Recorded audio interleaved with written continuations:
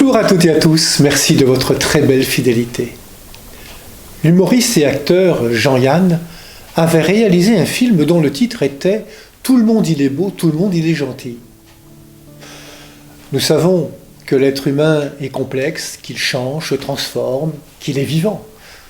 Il est donc perfectible. Et s'il est capable du pire, il est aussi capable du meilleur.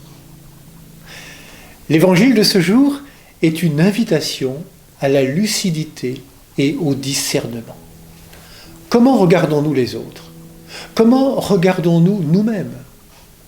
Être disciple de Jésus demande une conversion quotidienne pour apprendre le regard de Dieu sur l'humanité. Pas facile d'être juste et vrai dans nos discernements.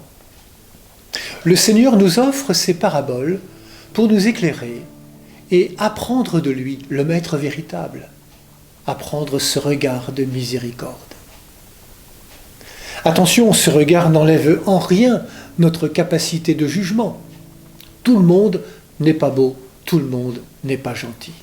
L'hypocrisie, le mensonge, la perversité, la manipulation, l'emprise, la haine, l'orgueil, ça existe. Et ça existe dans les cœurs, parfois même dans les nôtres. Mais il y a plusieurs manières de porter un regard sur le monde, sur ses événements, l'actualité, les autres, sur nous-mêmes, sur Dieu aussi.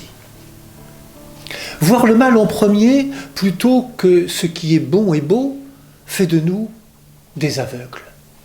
C'est cela, avoir une poutre dans l'œil. Avec un tel handicap, comment discerner le vrai du faux? Pas étonnant que nous nous laissions embarquer dans toutes les fake news de notre temps.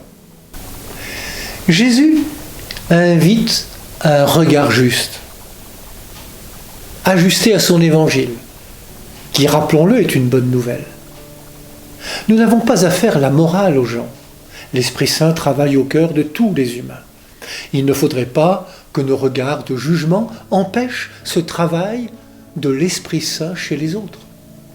Nous ne voyons que le visible, mais la vérité d'un être humain est de l'ordre de l'invisible.